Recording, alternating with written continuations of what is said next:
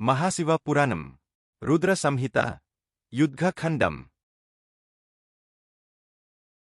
అలా ఉక్కు మిగిలి పోరాడుతున్న రక్కసి మూకల విక్రమాటోపానికి ఆగలేక పారిపోతున్న ప్రమథగణాలను ప్రోత్సాహవచనాలతో ఆపి గజానన, షడానన, వీరభద్రాదులు ఆయుధాలతో సింహనాదం చేస్తూ ముందు కురికారు. ఇంతవరకు గణవీరులు మాత్రమే జరిపిన యుద్ధంలో నిగ్గుతేలకపోయేసరికి ఇరు పక్షాల గణాధ్యక్షులు పరస్పరం ద్వంద్వ యుద్ధానికి తలపడ్డారు. కాలనేమి నందితోనూ, శుంభుడు విఘేశ్వరునితోనూ, నిశుంభుడు కుమారస్వామితోనూ జగడం ప్రారంభించారు. ఏ కాలమందు కూడా అట్టి యుద్ధం జరగనేలేదు. సిద్ధ, సాధ్య, దేవర్షి, మునిగణాలన్ని వెరపుతో పరికిస్తున్నారు.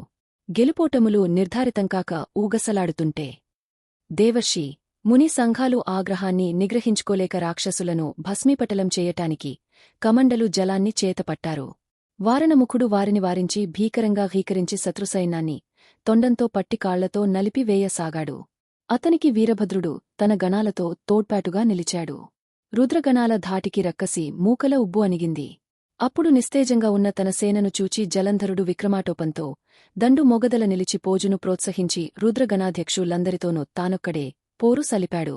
ఆ రక్కసి రేడు గదతో కుమారస్వామిని ప్రహరించి శక్తితో వినాయకుని పడగొట్టి పరిఖతో వీరభద్రుని శిరస్సును మోదాడు. వీరుడు నేలకూలాడు. అతని గణాలు జారిపోయాయి. పలాయితులైన గణవీరులు రుద్రునకు ఆ వార్త తెచ్చారు. వార్త విన్న కృత్తివాసుడు వృషభవాహనారుజుడై వచ్చి సంగ్రామరంగంలో నిలిచాడు. ఉత్సాహం ఊరకలెత్తగా గణాలు ఆయన వెంట నిలిచి రక్కసులను గద్దించటం మొదలుపెట్టారు. ధనుజ సైన్యం ఫాలాక్షిని చూచి వెపపుతో పారిపోగా జలంధరుడు చేయుచి అడ్డగించి శంభుని మార్కొన్నాడు. రుద్రుడు క్రుద్ధుడై ఖడ్గరోముని శిరస్సును పరశువుతో నరికాడు. వానిపాటు చూచి రోషంతో మీదికి దూకిన ఘస్మరాసురుని పాసంతోనూ ప్రచండుని త్రిశూలంతోనూ కూల్చాడు. ధనుజ సైన్యం సడలింది. ధైర్యాన్ని కోల్పోయిన దండును చూచి జలంధరుడు, ఓ పోటు బంటులారా! యుద్ధంలో భీరువులై పారిపోవటం వీర లక్షణం కాదు. పారిపోతూ ప్రాణాలను కోల్పోవటం కంటే మొనగాడై నిలిచి మడిసినా మేలు. ఉత్తమ స్థానాన్ని పొందుతారు. లోకంలో సూర్యమండలాన్ని ఛేదించి పరమపదాన్ని పొందేవారు ఇద్దరే. ఒకడు తుచ్చమైన భౌతిక సుఖాలను రోసి సన్యసించిన జ్దాని, సన్యాసి. రెండవవాడు ప్రపంచమీద, భార్యాబిడ్డలమీద, చివరకు దేహమీద కూడా ఏ విధమైన మమకారం లేక పాము కురుసాన్ని విడిచినట్లు రణరంగంలో ప్రాణాలను త్యజించిన సంసప్తకుడు. విజయాన్ని సాధించకుండా తిరిగిరానని ప్రతిజ్ఞ చేసిన వీరుడు. జలంధరుడు ఎన్నిపోటు మాటలు పల్కినావాని కదుపు పారుబోతులయ్యారు. రక్కసి రేడు మిక్కిలి క్రోధంతో ఫాలాక్షుని ముందు నిలిచి వీరాలాపా లాడుతూ సింహనాదం చేసి 70 బాణాలచే కొట్టాడు. వాటిని మధ్యలోనే నరికివాని ధ్వజాన్ని, అశ్వాలను, ఛత్రాన్ని, ధనుస్సును ఛేదించాడు శంభుడు. ఛేదించి ఒకే ఒక్క బాణంతో వానిని దూరంగా విసిరివేశాడు. అంతదైత్యుడు లేచి ఒడలు దులుపుకొని ఎదుటపడి రుద్రుని నిగ్రహించలేనని గ్రహించి గాంధర్వమాయను ప్రయోగించాడు. ఆ మాయచే అనేక గంధర్వాప్సరో గణాలు ప్రభవించి చతుర్విధ అభినయ నాట్యాలతో, వాయిద్యాలతో నటరాజైన శంకరుని ముందు నృత్యోత్సవాన్ని నిర్వహించారు. నృత్య సంగీత ప్రియుడైన ఆ నటరాజు ఆ మాయలో పడి మైమరచిపోయాడు. చేతుల నుండి ఆయుధాలు జారిపోయినా గుర్తించలేకపోయాడు. వెంటనే దానవేశ్వరుడు శంకరుని ముందు శుంభనిశుంభులను నిలపెట్టి తాను రుద్రాకృతిని దాల్చి వృషభారుడుడై సాంభవి చెంతకు చేరాడు. విచ్చేస్తున్నవాడు నిక్కపు ముక్కంటి అని భావించి ఉమాదేవి ఎదురేగా ఎదుట నిల్చింది. ఆమెను చూడగానే జలంధరుని జవసత్వాలుడిగి జడుడయ్యాడు. అంతా ఆ లోకమాత రాక్షసుని వంచనను గుర్తించి క్షణంలో అంతర్హితురాలై మానస సరోవర ఉత్తర తీరానికి చేరింది. పార్వతిని గాంచలేక దైత్యుడు తిరిగి యుద్ధభూమికి వెళ్లాడు. దానవుని దుష్టబుద్ధిని అసహించుకొన్న దుర్గ మనసులో విష్ణువును స్మరించగా ఆయన లిప్తలో సాక్షాత్కరించి చేతులు జోడించి నిలబడ్డాడు. అంత సర్వమంగళ దైత్యుని కపటవర్తనాన్ని దామోదరుని కెరిగించి, ఓ లక్ష్మీధవా! జలంధరుడు ఈ మోసకృత్యం ద్వారా మనకొక దారి చూపించివాడి చావు వాడే కొని తెచ్చుకొన్నాడు. వికా! నువ్వు వెంటనే వాని మందిరానికి వెళ్లి అతని భార్య యొక్క పాతివ్రత్య ధర్మాన్ని భ్రష్టు చెయ్యి. వాడి భార్య మంగళసూత్ర మహిమచేతనే ఆ దుష్టుడింత కాలం ప్రాణాలను ధరించి ఉన్నాడు. స్త్రీలకు పాతివ్రత్యంతో సమానమైన ధర్మం ముల్లోకాలలోనూ లేదు. వానిని వధించటానికి మరియొక ఉపాయము లేదు. వెంటనే వెళ్ళు అని ఆజ్ఞాపించింది. విష్ణువు కపటముని వేషంలో జలంధరుని నగరానికి వెళ్లాడు. వెళ్లి బృందాదేవి పాతివ్రత్యాన్ని భంగం చేయ సంకల్పించి నగర బాహ్యోద్యానంలో విడిదిచేసి బృందకు ఒక స్వప్నాన్ని తన మాయా ప్రభావంచే కల్పించాడు. ఆమె తన భర్తైన జలంధరుడు దున్నపోతును అధిరోహించి దిగంబరుడై శరీరమంతా నూనె రాసుకొని నల్లని పుష్పాలను అలంకారంగా ధరించి తల గొరిగించుకొని రాక్షసగణాలచే సేవింపబడుతూ దక్షిణ దిక్కుకు వెడుతున్నట్లుగానో తన నగరం తనతో కూడి సముద్రంలో మునిగిపోయినట్లుగానో దుస్వప్నాన్ని కన్నది. ఆమెకింకా అనేక చెడ్డ కలలు వచ్చాయి. ఇంతలో మెలకువచ్చి తూర్పు దిక్కుకు చూడగా ఛిద్ర రంధ్ర సహితుడైన సూర్యుడు కనిపించాడు. వెలవెలపోయి ఉన్నాడు. తెల్లవారు జామున వచ్చిన దుస్వప్న ఫలితాన్ని తలపోస్తూ భయవిహ్వలయై ఎక్కడకు వెళ్లినా శాంతిని పొందలేకపోయింది. చివరకు తనకిష్టులైన ఇద్దరు చెలికత్తెలతో కూడి నగర బాహ్యోద్యాన వనానికి వచ్చి చేరింది. అక్కడ కూడా శాంతిని పొందలేక వనంలో తిరుగుతూనే ఉండగా క్రూరమైన దంష్ట్రలు కలవారు, సింహముఖం కలవారు భయంకర రూపులు అయిన ఇద్దరు రాక్షసులను చూసింది. చూచి పెనుగాలికి కంపించేనును తీగలా వనికి పోతూ భయంతో పారిపోతుండగా శిష్యసహితుడై శాంతంగా మౌనంగా పద్మాసనస్థుడై కూర్చున్న ముని కనిపించాడు. ఆమె భయంతో దిక్కుతోచక తన బాహులతలతో అతని కంచాన్ని చుట్టి, ఓ సంయమివర్యా, నిన్ను శరణు పొందిన నన్ను రక్షించు అని దీనంగా విలపించింది. అప్పుడా ముని కన్నులు తెరచి చూచి గొప్ప హుంకారాన్ని చేశాడు. వెంటనే రాక్షసులు పలాయితులయ్యారు. దుష్టరాక్షసుల బారినుండి తనను రక్షించిన ఆ తపోధనునికి అంజలి బంధంతో ప్రణామాలాచరించి కృతజ్ఞతలను చెప్పి బృందాదేవి ఇలా ప్రార్థించింది. ఓ దయాసింధో, నా భర్త అయిన జలంధరుడు రుద్రునితో యుద్ధానికి వెళ్లాడు. ఆయన క్షేమ సమాచారాన్ని సెలవీయండి.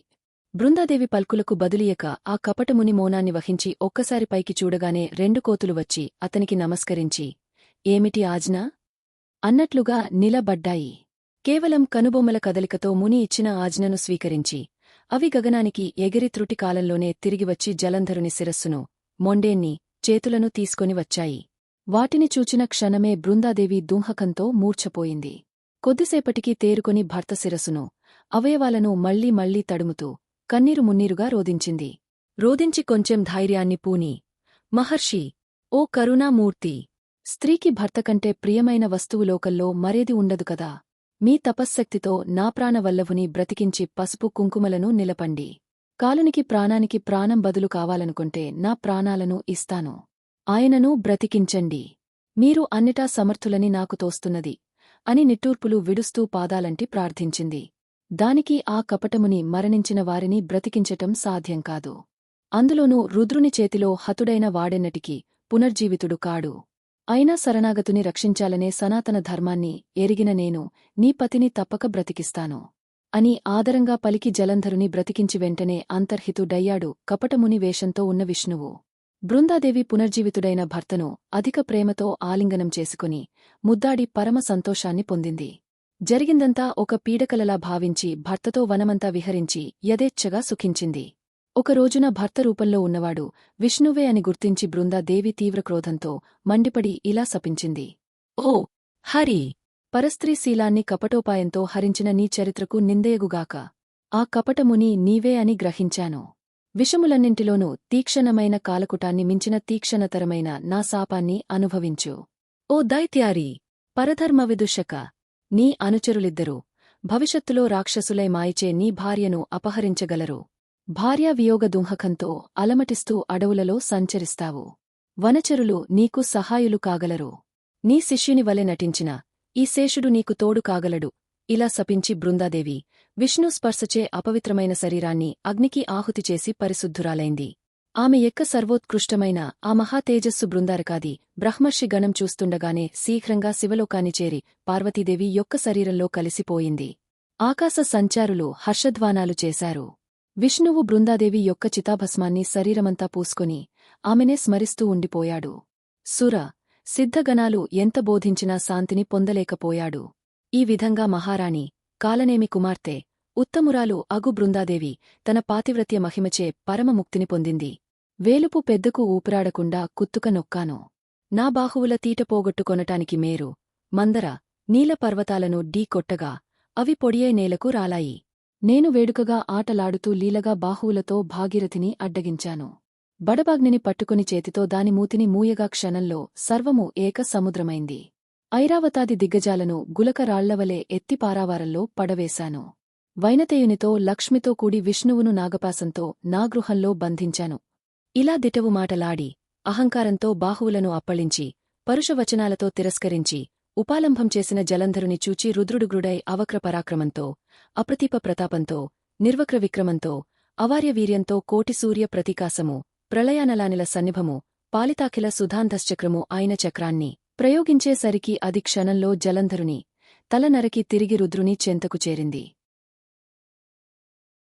తరువాత ఏం జరుగుతుంది అనేది నెక్స్ట్ వీడియోలో చూద్దాం. విద్యేశ్వర సంహిత, రుద్ర సంహితలోని సృష్టి ఖండం, సతీ ఖండం, పార్వతీ ఖండం PDF ఫైల్ లింకు కింద డిస్క్రిప్షన్లో ఉంది. మా వీడియో మీకు నచ్చినట్టు అయితే లైక్ చేయండి, షేర్ చేయండి. ముఖ్యంగా సబ్స్క్రైబ్ చేసుకోవడం మరచిపోకండి. మీ సలహాలు సూచనలు ఏమైనా ఉంటే కామెంట్ చేయండి. సోషల్ మీడియాలో ఫాలో అవ్వండి.